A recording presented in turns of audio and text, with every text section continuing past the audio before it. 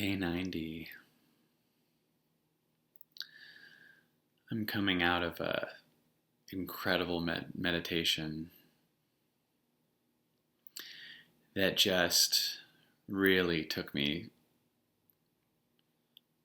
to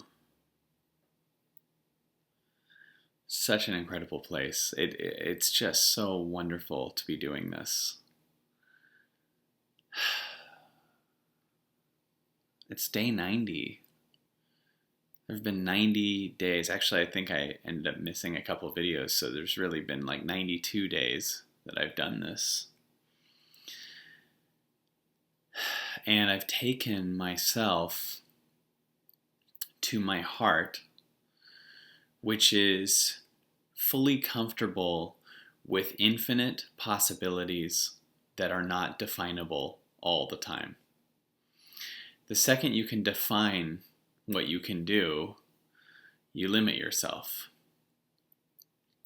So if you stay in a place of infinite possibilities the entire time, and you allow yourself to fall in love with infinite possibilities and stay in a place of infinite possibilities, then you just do what you do that day, and you make whatever you need to make that day, you put out whatever you need to put out that day, and it's always infinite what you're capable of. And it doesn't mean you're capable of more by taking more work. It means what you're going to put out is more wide. What you're going to do is more open-hearted and possible. Your mind sees things in black or white, right or wrong, one way or another. It sees things in one way or another. Your mind, you're in your head if you're thinking, which way should I go with this? That it sees things in one way or the other. Which route is the right way? Your heart says always work, and there's no other ways. There's no opposing way. There's no opposing in your heart. It sees new solutions. It sees new possibilities. And you don't have dilemmas like, which way do I go? When you're in your heart, you don't even understand that. There is no route that's bigger than you. You are just infinite possibility. And it has to shrink itself into its head to see things as one way or another, right or wrong. So you're just infinite possibility. So if you're in any dilemma, like which way do I go, you're thinking from your mind. Even the highest thinking from your mind possible doesn't understand that there's ways beyond what you're seeing. You're really assuming when you're saying this way or this way, your real assumption is that those are the only ways that work. When you're going which way or which way, you're immediately thinking that. And I don't mean that there's other ways. I mean that there's a cap on that these are the only two ways, versus that there's a collaborative place that exists that all possibilities can happen. So, to give you a very weak example, to give you a very small example, there was a point where I was like, do I do comedy or do I do transformation?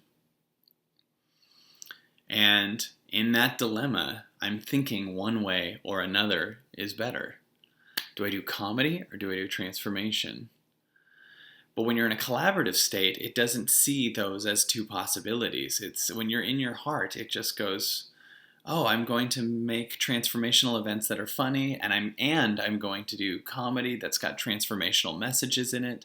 And then when your mind goes, okay, do I market it to, colleges or businesses? You're in your mind, which way do I go?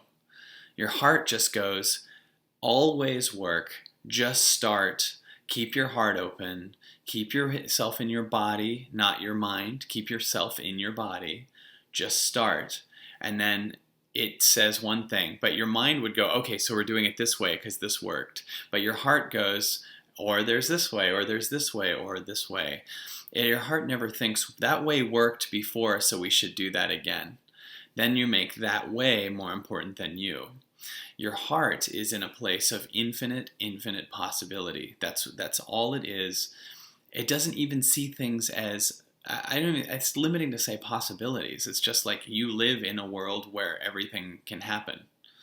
You live in a world where things can happen. There's no boundaries that you see. Your mind sees things from boundaries. It says what has been done is what I can do, or even the highest I can imagine is what I can do.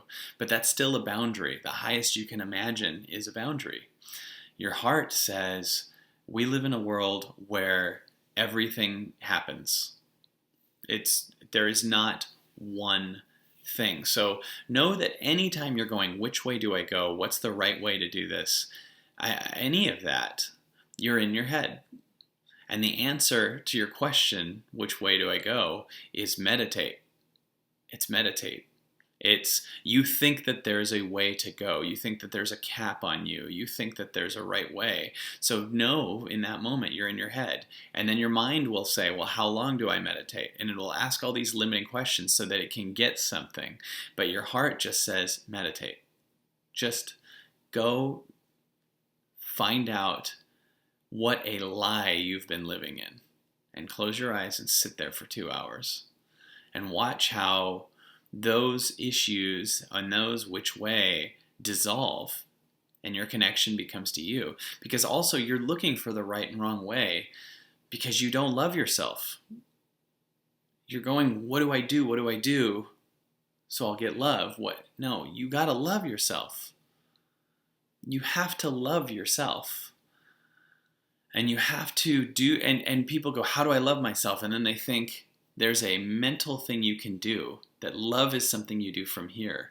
No, again, you don't mentally love yourself. That makes love a later thing, thinking I'm going to do it, or I'm going to feel my body, and your mind pictures feeling your body. No, you got to fall into feeling what you are right now.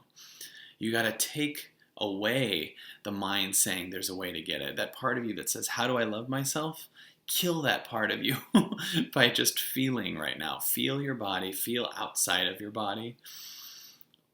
By the way, your mind would think, kill that thing. You can't even kill that thing. You can just access only through feeling right now. Through feeling what you are, through feeling this moment, through feeling your feelings. You already do love yourself. You already completely love yourself. We just love to put little things in the way of it. We like to put little blocks. We like to put little issues in between us and our love. So my offer to you is to feel. Feel the field that exists right now. And even though it's what you already are, it might take a second for you to allow yourself to identify your mind's stories and let them fizzle. But every time I sit for 2 hours, I start to feel the field that I'm already connected to. Feel that field that you're already connected to. Because infinite is too small of a word for what it is and what it has for you.